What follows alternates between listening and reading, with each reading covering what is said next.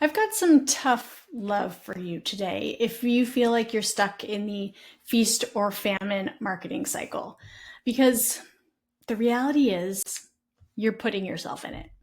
It's self-inflicted and you are doing this to yourself. And I get it. As someone who used to have a service-based business, I get it. Because trying to work on your business while you are very much trying to or needing to work in your business is hard. And client work and client requests are always going to take priority over things like writing a blog post. I mean, it's why the cobbler has no shoes. But this whole go hard on your marketing, get clients, be too busy to work on marketing, leads stop, and oh my God, I have no projects on the calendar cycle is exhausting. And actually, it's really terrible for your business in the long run, but that's kind of another story. So come find me if you want to hear that. But at the end of the day, it doesn't have to be this way. And actually, there is a better, healthier, more sustainable cycle for you to have for your marketing. And that's what I want to share with you today. Because instead of I'm doing all of this marketing, I'm doing no marketing cycle, what you really should be doing is a 3-phase marketing cycle. And those phases are your regular marketing routine, which you've heard me talk about before, your marketing pushes, and then your bare minimum marketing. And your regular marketing routine is there because there's a certain amount of marketing you can do on a regular basis. And as long as it's not like trying to be everywhere, everything all at once, right? And then there's the type of marketing that you need to do when you need to push down on the gas pedal. And then there's a time where you just need to dial things way down and just keep the lights on. I mean, this kind of sounds like how life goes, right? So let's talk about each phase of this marketing cycle. So your regular marketing routine, think of it as the water line on all of this. It's the quote unquote right amount of marketing for you to do. But it's the amount of marketing that you can do without stressing and that you can commit to over time.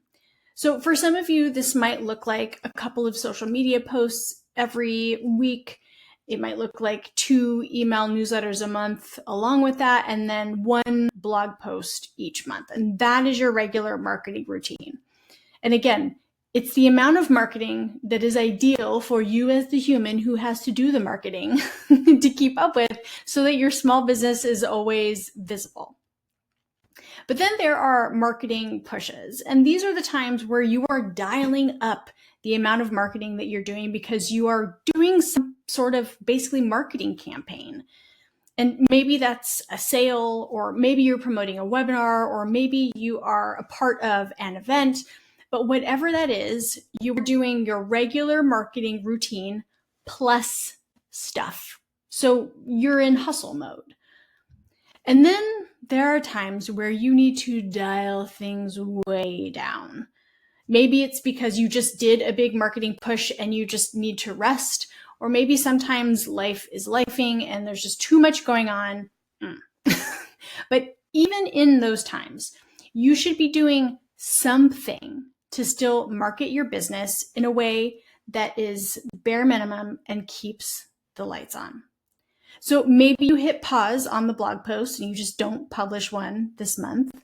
And maybe you go from 2 email newsletters to just 1. That's fine.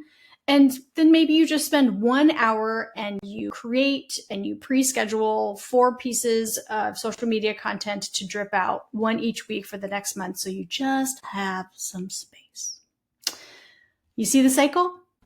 And how it isn't a bunch of like, do marketing, stop marketing, do marketing, stop marketing. And honestly, this 3-phase cycle is what I do all of the time.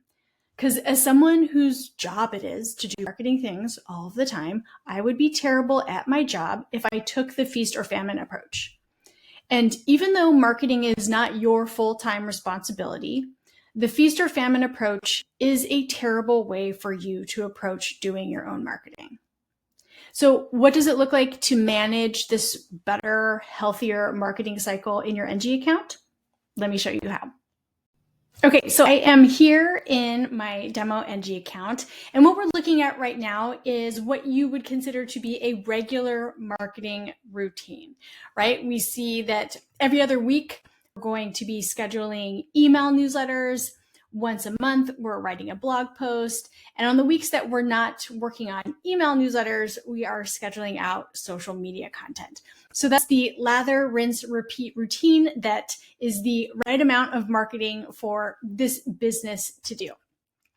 But you can see here that there's a reminder here on this calendar to plan an email campaign. And so that means, hey, we're going to go into one of those marketing pushes. So let's say I go into my campaigns and I pick that template. I need to work on building my email list, and I'm going to have it start on July 21st. So I'm just going to hit create campaign, and then it's going to do some thinking, and it's already put the tasks that I need to take care of in my calendar. So I'm going to pop back over here because this is going to help you see this a little bit better. So now when I click into my calendar here, you can see in this part of the calendar, I'm seeing my extra things that I need to do on top of my regular marketing routine because I have this whole email campaign going on during this point in time, right? So that's my marketing push. Now, after that, let's say I want to go back into I need a rest. So I'm going to do a little bit of my bare minimum things for a little bit. So what you would need to do is click into your recurring or repeating tasks and change the cadence, right? So right now this is set for every month. And let's say, hey, I want to skip next month. So I'm just going to set this to every other month. And then that task is not going to show up in July. It's going to be pushed out until August. Or with my social media scheduling, hey, instead of every other week, I'm just going to do this once a month for a little bit. And I'm just going to have one post go out each week because that's what I actually have the capacity to pre-schedule if I'm only working on this once for a little bit. And then with the email newsletters, again, instead of every other week for a little bit, I'm just going to go to once a month.